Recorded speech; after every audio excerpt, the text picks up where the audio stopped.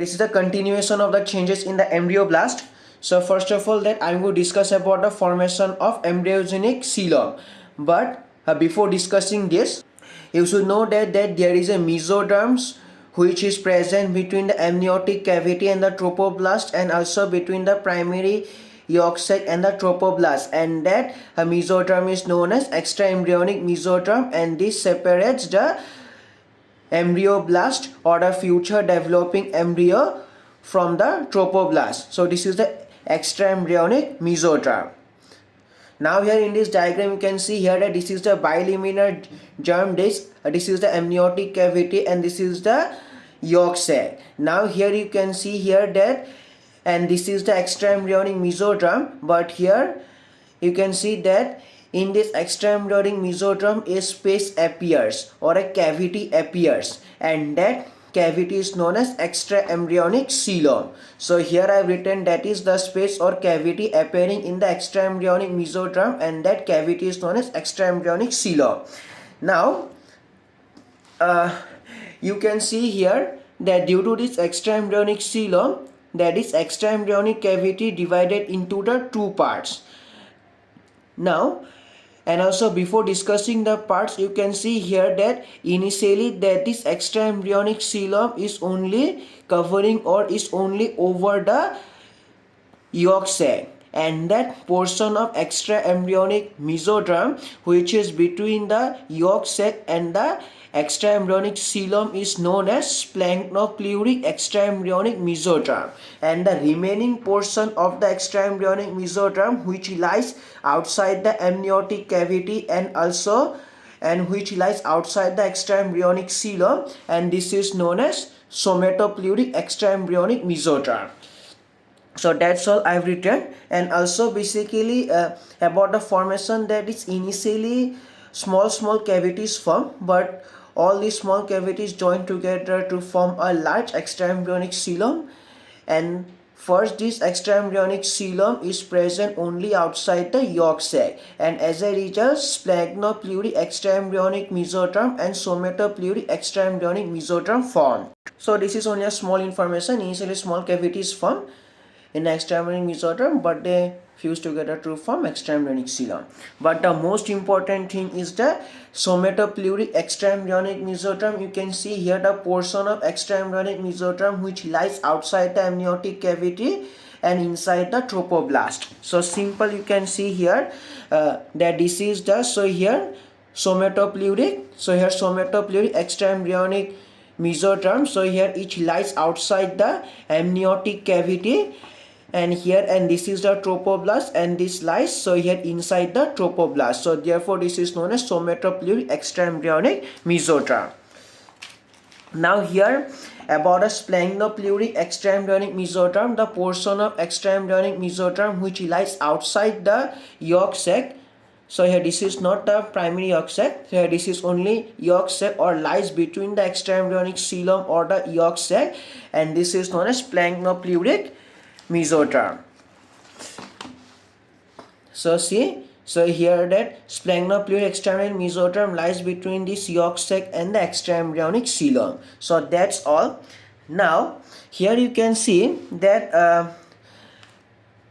that this extraembryonic mesoderm, that is which lies only outside the amniotic cavity, in future will form a connection between the trophoblast and this whole developing embryo, and therefore this is known as, so here future connecting stop, and here you will understand more about this in the later part of the lecture. And also you can see here that initially that is extraembryonic coelom is only outside the yolk sac, but slowly it will undergo extension and to cover some some portion or to cover over the amniotic cavity also. So see that in the extraembryonic mesoderm portion where the extraembryonic coelom does not present will lead to the, so here connecting stop formation in future. So see here that I said, so initially you can see that this extraembryonic coelom is only outside the yolk sac, but as I also mentioned, slowly it will undergo extension. So see that initially the extraembryonic coelom is only outside the primary, is only outside the yolk sac, but slowly it extends up to the amniotic cavity. So here I have written now that is the finally you can also see that is the extraembryonic coelom does not completely extend over the amniotic cavity. So see here I have written the extraembryonic coelom does not completely extend over the amniotic cavity, though it undergoes extension. Now here you will have to understand the concept of formation of connecting stalk. So here that due to the extraembryonic coelom, you can see here. So first of all that you can see that due to this extraembryonic coelom, as you already know that this extraembryonic mesoderm divided into two parts, or the extraembryonic coelom so here splits into two parts. But you can see here that in this portion extraembryonic coelom is absent. So as a result that this whole extraembryonic mesoderm so here remains unsplit here. And here, and this unsplit portion of extraembryonic mesoderm will lead to the formation of connecting stalk, basically connection between this developing embryo and this trophoblast, and that portion have returned.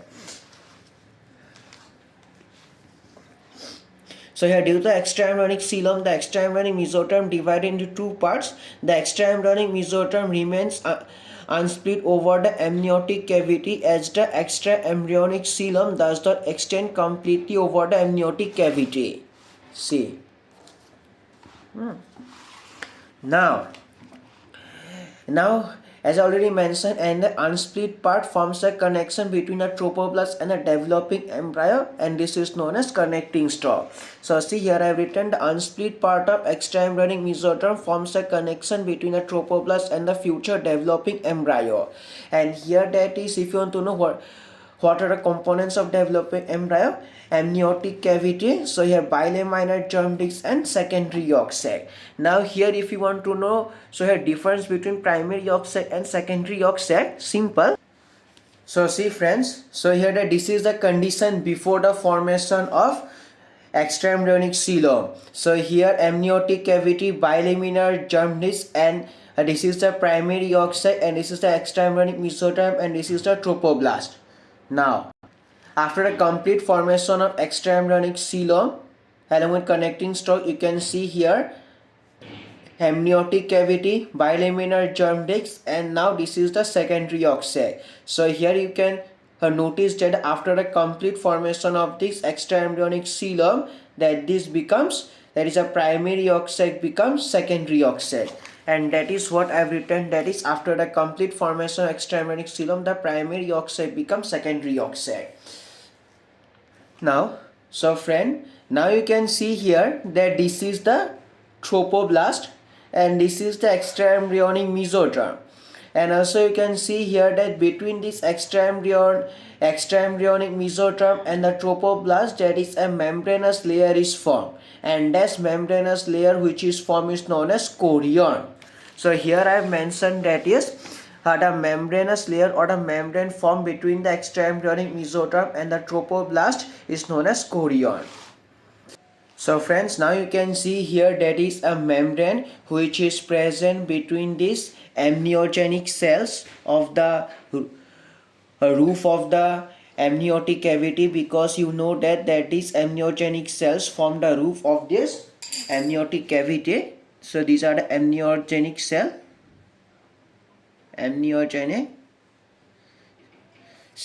and these are the extraembryonic mesoderm. So a membrane present between these amniogenic cells and the extraembryonic mesoderm, and that membrane is known as amnion. And that portion I have written. The mesoderm formed between the amniogenic cells and the extraembryonic mesoderm, and that membrane, the membrane formed between the amniogenic cells and the extraembryonic mesoderm, and that membrane is known as amnion. Now I want to discuss you about the prechordal plate. So before discussing prechordal plate, so here that this is the condition before the formation of prochordal plate. And here you can see here that before the formation of prochordal plate, in the bilaminar germ disc, you can see here, this is the bilaminar germ disc. You can see here that in this bilaminar germ disc, that is epiblastic cells. All epiblastic cells are columnar, but here that is hypoblastic cells, they are cuboidal in shape. But now you can see here that is at one end that is hypoblastic cells. So here converted from this cuboidal to columnar cells, and then this columnar hypoblastic cells conversion at one end leads to the formation of prochordal plate. And here and at this end, so here basically prochordal plate formation occurs. And now you can see here, now head and tail end are formed. So therefore craniocaudal axis form, and therefore central axis of embryo form. So therefore, so you can notice that before the formation of prochordal plate, so there is no central axis of embryo, neither any head or tall ends present. But after the formation, so a central axis of embryo met, and here you can also notice head and tail ends present.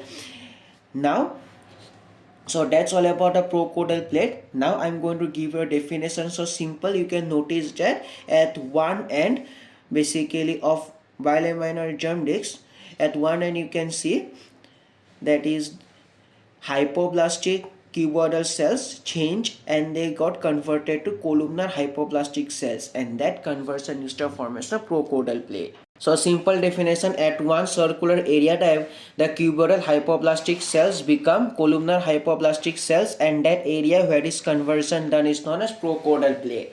So you can notice that after the formation of prochordal plate, central axis of embryo and cranial and caudal ends form. So that's all about the here situations or the changes here brought by the changes in the embryoblast. In the next part you will have to understand the changes in the trophoblast. So that's all.